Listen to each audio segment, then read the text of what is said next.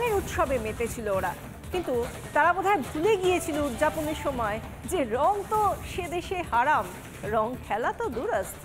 করাচির একটি বিশ্ববিদ্যালয়ে ছেলেমেয়েরা হোলির আগেই হোলি উদযাপনের প্রস্তুতিতে মেতেছিল। চতুর্দিকে আবির আর আবির। এই ছেলে মেয়েগুলো ভুলে গেলেও তাদের শিক্ষা প্রতিষ্ঠান তাদের অপরাধ ক্ষমা করেনি, বরং চোখে আঙুল দিয়ে দেখিয়ে দিয়েছে কত বড় অপরাধ করে ফেলেছে তারা। দেশটার নাম যে পাকিস্তান, যে শহরে এই ঘটনা হচ্ছে সেটা তো করাচি। উদযাপনের সঙ্গে সঙ্গেই হিন্দু ছাত্রছাত্রীদের নামে জারি হলো নোটিশ, তাদেরকে শোকজ নোটিশ ধরিয়ে দেওয়া হলো। তাতেই ক্ষান্ত হলো না তাদের বিশ্ববিদ্যালয়। এরপর তাদেরকে আবার ওই ছাত্রছাত্রীদের নামে এফআইআর দায়ের করা হলো। কি মনে হচ্ছে একটা বিক্ষিপ্ত ঘটনা? আগে না মশাই, বিক্ষিপ্ত ঘটনা একেবারেই নয়, এবং এমনও নয় যে অনেক দিন আগে এই ধরনের নির্যাতন হিন্দুদের ওপর সে দেশে হয়েছে, মাঝে মাঝেই হয়। এর আগেও পাকিস্তানে হিন্দুদের ওপর এই ধরনের নির্যাতন বহু হয়েছে, তবে এর আগে তার বিরোধিতা খুব বেশি হয়নি।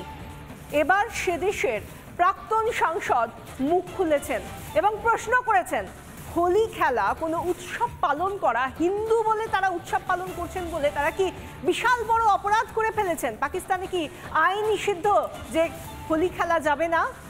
ভাইরাল ভিডিও ছড়িয়ে পড়েছে গোটা বিশ্বে। সেখানে ছেলেমেয়েগুলো কি করছিল, কত বড় দেশ বিরোধী কাজ করছিল, সেই সমস্ত বিষয় গোটা বিশ্বের মানুষ দেখেছে। আর মুখ পুড়ছে পাকিস্তানের। ধর্মান্ধতার নামে ন্যায় অন্যায় সবকিছুই কি বিসর্জন হয়ে গেছে? মাত্র 2% হিন্দুকে এত ভয়ময়ক। একদিকে ভারত পাকিস্তান খেলা হচ্ছে, আমি তো বলবো পাকিস্তান যেন হারে, এবং পাকিস্তানের হারে প্রতিবার ভারত উদযাপন করলেও এবার পাকিস্তান যদি হেরে যায় তাহলে এই ছেলেমেয়েগুলোর নামে সেই জয় ইন্ডিয়ানরা সেলিব্রেট করবে। হিন্দুদের হোলি খেলা নয়, হোলি খেলার ইতিহাস সুপ্রাচীন। এই হোলি খেলা বা দোল খেলা একদিকে শ্রী চৈতন্যদেব শ্রীকৃষ্ণের যেরকম ইতিহাস রয়েছে, ঠিক সেভাবেই আকবর, মোগল সম্রাট আকবর, সেও তো হোলি খেলাকে বিভিন্ন সময় এনকারেজ করেছিল। এই ছবিটা আসলে কাল হয় পাকিস্তানে। পাকিস্তানে এভাবে অকাল হোলি, আমরা সাধারণত হোলি যে সময় খেলি, দোল পূর্ণিমা যে সময় হয়, তার অনেকটা আগে এই বসন্ত উৎসব, সেই বসন্ত উৎসব পালন করা হয়। ফাগুন মাস পড়ার পরে এই ধরনের যে মালাল উৎসব যেটা বলা হয়, উর্দুতে মালাল বলে, সেই মালাল উৎসব, সেই মালাল জশ্নে মালাল বলে যে উৎসব, সেই উৎসব তাতে রাঙিয়ে দিচ্ছিল একে অপরকে। এর মধ্যে অনেকে রয়েছেন পাকিস্তানের যারা সংখ্যাগুরু সম্প্রদায়ের মানুষ, অনেকে রয়েছেন যারা সংখ্যালঘু সম্প্রদায়ের মানুষ, তাদের মূলত ছাত্র, তাদের বিরুদ্ধে এফআইআর করা হচ্ছে। ভাবতে পারছেন একটা দেশ, সেই দেশে 99% মানুষ তারা নির্দিষ্ট একটি ধর্ম বা সম্প্রদায়ের মানুষ, তারা 1% মানুষের যে উদযাপন, সেই উদযাপনটাকেও তারা চোখে দেখতে পাচ্ছেন না। মানে কি অবস্থা হবে যদি ভারতবর্ষে হিন্দুরা সংখ্যালঘু হয়ে পড়ে। আরেকটা ছবি দেখাবো এই মুহূর্তে। পাকিস্তানে হোলি বন্ধ, এরপর বাংলাদেশে হয়তো হোলি বন্ধ হবে, তারপর কোনোদিন হয়তো ভারতে হোলি বন্ধ করার কথা বলবে। ছাত্রদের নোটিশ, এবং সেই নোটিশ দেশদ্রোহিতার নোটিশ, বিশ্ববিদ্যালয়ে প্রবেশে নিষেধাজ্ঞা। আপনাদের সেই নোটিশটা দেখাচ্ছি। আমি কেন এই কথাগুলো বলছি? আজ পাকিস্তানে হোলি খেলা নিষিদ্ধ হয়েছে। কালকে পাকিস্তানকে দেখে ওই ছোট ভাই চাচা জানরা যারা আছে বাংলাদেশে বসে আছে, এ বাবা পাকিস্তানে বন্ধ হয়ে গেছে, এবার আমরা বাংলাদেশে হোলি খেলা বন্ধ করে দেবো। আমাদের দেশে যেভাবে সরস্বতী পুজো বন্ধ করে দেওয়ার চেষ্টা হচ্ছে বিভিন্ন সময়, আমার তো ভয় লাগছে আমাদের রাজ্যে বা আমাদের দেশে না কোনোদিন এরকম কোনো দাবি ওঠে, যাতে না ওঠে তার জন্য সতর্ক করছি আপনাদেরকে। এ ছবি ভয়ঙ্কর, সেই ছবি, ছাত্রদের নোটিশ, রাষ্ট্রবিরোধী তকমা, সেই তকমা, নোটিশ, সমস্ত কিছু আসলে হাড় হিম করা একটা বাস্তবতা আমাদের সামনে তুলে ধরছে। পাকিস্তানে হয়েছে, বাংলাদেশে হয়েছে, ভারতে যেন কোনোদিন এই ঘটনা না ঘটে। এই আশঙ্কা আমরা করছি, এবং সেই সঙ্গে সঙ্গে আশঙ্কা করলে আমরা কিছুদিন আগেই সরস্বতী পুজো তো দেখলাম, হরিণঘাটা থেকে শুরু করে আমাদের যোগেশচন্দ্র ল কলেজ, সেখানে কি কি হলো সেগুলো তো আমরা দেখলাম। ময়ূক, তুমি যে আশঙ্কার কথা বলছিলে সেই আশঙ্কাটা একদম উড়িয়ে দেওয়া যায় না। কিন্তু কোথাও গিয়ে এই যে বলছিলাম, এর আগেও তো পাকিস্তানে এই ধরনের ঘটনা ঘটেছে। পাকিস্তানে হিন্দু হওয়া কার্যত অপরাধের জায়গায় চলে গিয়েছে, কারণ সেখানকার যারা হিন্দু ভোটার তারাও রীতিমতো আশঙ্কার মধ্যে রয়েছেন, তারা কোন দেশে আছেন, আগামী দিনে তাদের ভবিষ্যৎ কি হতে চলেছে আগামী প্রজন্মের। এবং সেই জায়গা থেকে এতদিন পর অন্তত একজন যিনি প্রাক্তন সাংসদ, তিনি সোচ্চার হয়েছেন, সে দেশের 2% মানুষের মধ্যেও কেউ তো সোচ্চার হয়েছেন হিন্দু বলে তাদের উপর কেন নির্যাতন হবে, কেন হোলি খেলা হয়েছে বলে এই নির্যাতন হবে। কি বলেছেন লাল মালহি, জাতীয় সংসদের পাকিস্তানের প্রাক্তন, যিনি একজন সাংসদ, তিনি প্রাক্তন সাংসদ লাল মালহি, তিনি ঠিক কি বলেছেন আমরা দেখানোর চেষ্টা করবো যে তিনি ঠিক কি বলেছেন। প্রাক্তন সাংসদের টুইট, হোলি উদযাপন কি এখন অপরাধ? একদম পরিষ্কার একটা প্রশ্ন করেছেন, হোলি উদযাপন কি এখন অপরাধ? বিশ্ববিদ্যালয়ে হোলি উদযাপন রাষ্ট্রবিরোধী কার্যকলাপ, কারণ এই যে নোটিশ জারি করা হয়েছে সেখানে বলা হয়েছে তারা রাষ্ট্রদ্রোহিতা করেছে এই ছেলেমেয়েরা হোলি খেলে। এই কথা সরাসরি বলছেন তিনি। হোলি উদযাপন কি এখন অপরাধ? পাকিস্তানে রাষ্ট্রদ্রোহিতার তকমা দেওয়া হচ্ছে কেন হোলিকে? এই প্রশ্নগুলো তুলেছেন লাল মালহি, এবং এই প্রশ্নগুলো তোলার সঙ্গে সঙ্গে শুধু প্রশ্নের আকারে নয়, গোটা বিশ্বের কাছে পাকিস্তানের মুখ আরও একবার পুড়ছে, যেখানে রাষ্ট্রদ্রোহিতার কথা বলে ছোট ছোট ছেলেমেয়েরা যারা শিক্ষার আলোয় আলোকিত হয়ে এখন তারা নিজেদের মতাদর্শ তৈরি করছে, তারা কোথাও গিয়ে যদি নিজেদের ক্যাম্পাসের মধ্যে একটু হোলি খেলে বা উদযাপন করে, প্রস্তুতির উদযাপন করে হোলির, তাহলে কোন অপরাধটা করে দেওয়া হয়? আর সেখানে শুধুমাত্র অপরাধী নয়, তাদেরকে দেশ বিরোধীর তকমাও কি করে দেওয়া হচ্ছে? এই এত বড় পদক্ষেপ কি করে করতে পারে পাকিস্তান? ময়ূক, আবারও বলছি, বারবার বলছি, হিন্দুরা কোনো দেশে যদি সংখ্যা লঘু হয়ে যায় তাহলে বড় বিপদ। আমরা পাকিস্তানে দেখেছি, আমরা বাংলাদেশে দেখেছি, আমরা ভারতে যেন এরকম কিছু না দেখি। ভারতে যেভাবে গজওয়াতুল হিন্দ, গজওয়ায়ে হিন্দ, এই সমস্ত কথাবার্তা বারবার বলা হচ্ছে, যেখানে সন্ত্রাসবাদীরা, মৌলবাদীরা তারা নির্দিষ্টভাবে ভারতকে ধর্মান্তকরণ বা জনবিন্যাস বদলানোর আকর বানাতে চাইছে। পাকিস্তানে ঠিক কি হয়েছিল একবার দেখাবো। পাকিস্তানে কিন্তু হিন্দুরা ভালো নেই, হিন্দুরা নেই। যে শতাংশ হিন্দু রয়েছে তারা এখনও টিকে থাকার চেষ্টা করছেন 70 বছর পরে। তাদেরকে দ্বিতীয় শ্রেণীর নাগরিক হিসেবে পাকিস্তানে রেখে দেওয়া হয়েছে। হিন্দু শূন্যের পথে পাকিস্তান, এই মুহূর্তের ব্রেকিং নিউজ বোধহয় এটাই, হিন্দু শূন্যের পথে পাকিস্তান। হিন্দুরা পাকিস্তানের দ্বিতীয় শ্রেণীর নাগরিক হয়ে গেছে, তাদেরকে কোনোভাবেই প্রথম শ্রেণীর নাগরিক বলা হয় না। পাকিস্তানে মুসলিম নাগরিক 96%, 4% অন্যান্যরা রয়েছেন। পাকিস্তানে হিন্দু নাগরিক 2.4%। ভাবতে পারছেন 2% পপুলেশন, সেটা নিয়েও এমন অত্যাচার, এমন ধরনের ঘটনা ঘটছে। মুসলিম প্রায় 24 কোটি পাকিস্তানে, 24 কোটি মানুষ যারা মুসলিম ধর্মে বিশ্বাসী। হিন্দু 1 কোটিও নয়, 50,17,000 মতন, প্রায় মোটামুটি হিন্দুদের যে রেশিও সেটা একেবারে 2:96। ভয়ঙ্কর অবস্থা। পাকিস্তানে হিন্দু নাগরিক এই 2.4%, এরাও এরপরে ভ্যানিশ হয়ে যাবে। এভাবে একদিন হয়তো পাকিস্তানে হিন্দু শূন্য হবে বাঙালি হিন্দুরা, বাংলাদেশে হিন্দু শূন্য হবে, এবং তারপর ভারতে হয়তো আক্রমণ নামিয়ে আনা হবে। ভয়ঙ্কর অবস্থা বিশাখা। একদমই তাই ময়ূক, তুমি যে কথাগুলো বলছিলে হিন্দু শূন্য করার পথে কি, কারণ আমরা ধর্মান্তকরণের ছবি তো আমরা দেখেছি যে বাংলাদেশে কি কি ছবি হচ্ছে, সেরকম ছবি আমরা পাকিস্তানেও দেখিনি, এমনটা তো নয়।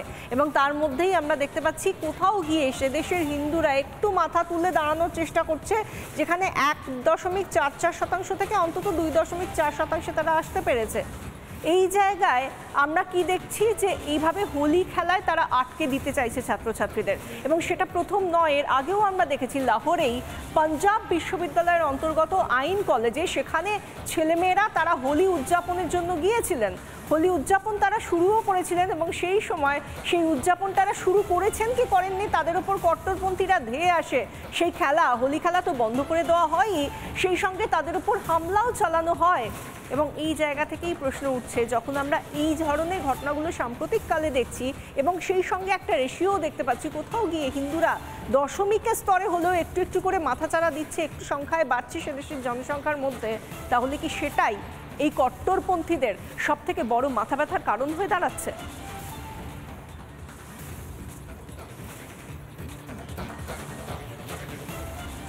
পাকিস্তান বুঝতে পারছে না আজ হিন্দু শূন্য হয়ে গেলে পাকিস্তান, কাল হিন্দুরা তো থাকবে না, কিন্তু অন্যান্য যারা থাকবে, অন্যান্য ভাগে যারা বিভক্ত, তারা নিজেদের মধ্যে মারপিট করবে, এবং সেটাই কিন্তু হচ্ছে।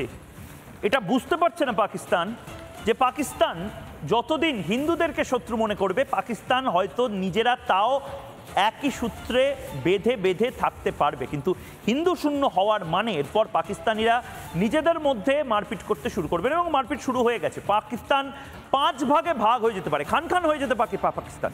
ওয়াজিরিস্তান, বালুচিস্তান, পাক অকুপাইড কাশ্মীর সেটা হয়তো ভারতের সাথে চলে আসবে, এই সমস্ত কিছু হওয়ার সম্ভাবনা প্রবল। বালুচিস্তানের যারা সংখ্যাগুরু সম্প্রদায়ের যারা পাকিস্তানি তারাই বলছেন পাকিস্তানের সাথে থাকতে চায় না। বালুচিস্তান যে কোনো দিন একটা স্বাধীন দেশ হয়ে যেতে পারে, 5 টুকরো হয়ে যেতে পারে, নতুন পাকিস্তান তৈরি হতে পারে। দেখুন, हमें तो नहीं नवाज शरीफ चाहिए, ना बेनजीर चाहिए, ना हमें इमरान खान चाहिए, कोई भी नहीं, जनरल मुशर्रफ भी नहीं चाहिए। हमें सिर्फ प्राइम मिनिस्टर मोदी चाहिए। अभी दिल से दुआ है हमारी कि या अल्लाह हमें मोदी दे दो कि जो 8 साल हमारे मुल्क पे गवर्नमेंट करे और हमारे मुल्क को सीधा कर दे। मैं यहाँ पे अपने हैसियत से, इस हैसियत से मैं ऐलान करता हूँ, मैं ये ऐलान करता हूँ कि फौरी तौर पे कमिश्नर मुजफ्फराबाद, कुछ भी हुआ ये बच्चे मेरे बैठे हुए हैं, ठीक है, मैं खुद सौदी करने जा रहा हूँ। कमिश्नर मुजफ्फराबाद, तहसीलदार मुजफ्फराबाद जिम्मेदार है, या मैं फिल फौर हमारा घर खोलें और रिकॉर्ड की दुरुस्ती करें, अदरवाइज हमें हिंदुस्तान इंडिया से तलब मदद करते हैं हम। কট্টরপন্থীরা, উগ্রবাদীরা তারা তো চাইলেই অনেক কিছু করতে পারে, খাড়া নামিয়ে আনতে পারে যারা সাধারণ জনগণ তাদের ওপরে, যেরকমটা আমরা দেখতে পাচ্ছি যে করাচির বিশ্ববিদ্যালয়ে তারা ছাত্রছাত্রীদের ওপর খাড়া নামিয়ে এনেছে। কিন্তু সত্যি কি হিন্দুদের দমিয়ে রাখা এত সহজ? আমরা শুধু তো পাকিস্তানে নয়, বাংলাদেশেও তো দেখছি প্রত্যেক দিন কি হচ্ছে। সেখানে চিন্ময় কৃষ্ণ প্রভু, তাকে যেভাবে জোর করে বিচারহীনভাবে তাকে কারাগারে বন্দি করে রাখা হয়েছে দিনের পর দিন, আজও তাকে আমরা সেটাও দেখতে পাচ্ছি। কিন্তু তার একটু পেছনে যদি যাই যে কি ঘটনা ঘটেছিল, তার একটাই কারণ ছিল যে তিনি হিন্দুদের এককাট্টা করতে চেষ্টা করেছিলেন এবং সেই চেষ্টায় তিনি অনেকাংশে সফল হয়েছিলেন। আর সেইখানেই কোথাও গিয়ে তারা, যারা উগ্রবাদীরা, তারা সত্যি ভীষণ রকম তাদের মাথার চিন্তার ভাঁজ পড়ে গিয়েছিল যে কি হয়ে গেল, গেল রব, উগ্রবাদীরা যা এতদিন ধরে করলো সব কিছুতে জল ঢেলে দিচ্ছেন চিন্ময় প্রভু একজন সন্ন্যাসী হয়ে। আর এছাড়া চিন্ময় কৃষ্ণ প্রভুকে আটকে রাখা ছাড়াও আমরা এই হিন্দুদের ওপর অত্যাচার, সেখানকার যারা সংখ্যালঘু 4% মাত্র রয়েছে বাংলাদেশে হিন্দু জনসংখ্যা, সেই 4% মানুষকে কোথাও গিয়ে সুরক্ষা দেওয়া তো দুরস্ত। তাদেরকে কিভাবে তাদের আরাধ্য দেবতার মূর্তি ভেঙে দেওয়া যায় সেই ছবিটাও আমরা দেখেছি। সেই ছবিটা দেখেছি কিভাবে নষ্ট করে দেওয়া হয়েছে ইসকনের মূর্তিসহ মন্দির এবং অন্যান্য হিন্দু যারা সাধারণ মানুষ তাদের বাড়িতে গিয়ে তাদের আরাধ্য উপাসনালয় সমস্ত কিছু ভেঙে দেওয়া হয়েছে। সেই ছবিগুলো আমরা দেখেছি এবং সেই সঙ্গে আরও যে ছবিগুলো আমরা দেখেছি যে যেভাবে ধর্মান্তকরণ হচ্ছে, যেভাবে চিৎকার করছেন বাবা, তার ছেলেকে জোর করে ধর্মান্তকরণ করা হচ্ছে। কারণ ওই যে বলছিলাম 4%, এই 4%টাও তো কেন থাকবে? কেন হিন্দু শূন্য হবে না দেশটা? বাংলাদেশ হোক বা পাকিস্তান, এই উগ্রবাদীদের, এই কট্টরপন্থীদের, এই জঙ্গিদের একটাই উদ্দেশ্য, হিন্দুদের নিকেশ করো, হিন্দুদের শেষ করে দাও, শূন্যতে পরিণত করো এই সংখ্যাটা। তাহলেই তো একমাত্র তারা নিজেদের অভিষ্টে পৌঁছতে পারবে, তাই না ময়ূক?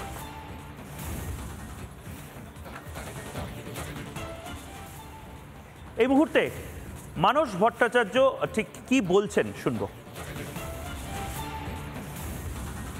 ভারত ভাগের পর থেকেই পাকিস্তানের সংখ্যালঘুদের নির্বিচারে অত্যাচার চলছে। আমরা যদি সেই সময়ের হিসাব করি দেখা যাবে যে সেই সময় পাকিস্তানে বিখ্যাত মন্দির ছিল 420টি, সেটা এখন 20টিরও নিচে নেমে এসেছে। সেক্ষেত্রে পাকিস্তানের মূল মটোই ছিল যে ভিত্তিতে ভাগ হয়েছিল যে পাকিস্তান একটি ইসলামিক স্টেট এবং সেই দিকে নিয়ে যাওয়া হয়েছে। সুতরাং পাকিস্তানে হিন্দুদের উপরে অত্যাচার এটা নতুন কিছু নয়, ধারাবাহিকভাবে চলছে স্বাধীনতার পর থেকে এবং তারই ধারাবাহিকতায় সেখানকার অনুষ্ঠানগুলোকে একের পর এক বন্ধ করে দেওয়া হয়েছে। সেখানে হিন্দুদের জীবন সেই কারণেই অত্যন্ত দুর্বিষহ। ভারত ভাগের পর থেকেই পাকিস্তানের সংখ্যালঘুদের নির্বিচারে অত্যাচার চলছে। আমরা যদি সেই সময়ের হিসাব করি দেখা যাবে যে সেই সময় পাকিস্তানে বিখ্যাত মন্দির ছিল 420টি, সেটা এখন 20টিরও নিচে নেমে এসেছে। সেক্ষেত্রে পাকিস্তানের মূল মটোই ছিল যে ভিত্তিতে ভাগ হয়েছিল যে পাকিস্তান একটি ইসলামিক স্টেট এবং সেই দিকে নিয়ে যাওয়া হয়েছে। সুতরাং পাকিস্তানে হিন্দুদের উপরে অত্যাচার এটা নতুন কিছু নয়, ধারাবাহিকভাবে চলছে স্বাধীনতার পর থেকে, এবং তারই ধারাবাহিকতায় সেখানকার অনুষ্ঠানগুলোকে একের পর এক বন্ধ করে দেওয়া হয়েছে। সেখানে হিন্দুদের জীবন সেই কারণেই অত্যন্ত দুর্বিষহ। ময়ূক, সত্যি মানে আমি জানি না যে যারা 96% তারা এই 2%কে কেন এত ভয় পাচ্ছে, যে তাদেরকে একটা ছোট্ট রঙের উৎসবে কতগুলো কচিকাঁচা ছেলে মেয়ে তারা মেতেছিল, সেখানেও তাদেরকে এত দুশ্চিন্তা করতে হচ্ছে যে তার আগে থেকেই সব কিছু বন্ধ করে দিতে হবে, এরকম গেল রব তুলে একটা সন্ত্রাসের আবহ কায়েম করতে হচ্ছে। আমাদের বাংলার প্রাইম টাইম আমার মনে হয় এই আমাদের জ্যাক অলিভল স্টুডিও থেকে এখানেই শেষ করার পালা, তাই তো? একদম। রিপাবলিক বাংলা জ্যাক অলিভল স্টুডিও থেকে আমি ময়ূক এবং বিশাখা আপাতত একটা ছোট্ট বিরতি দিয়ে যাচ্ছি।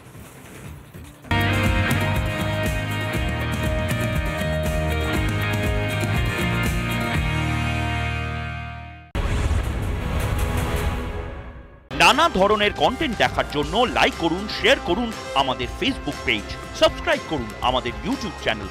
পাশাপাশি অন্যান্য ব্রেকিং নিউজের জন্য অবশ্যই চোখ রাখুন রিপাবলিক বাংলায়।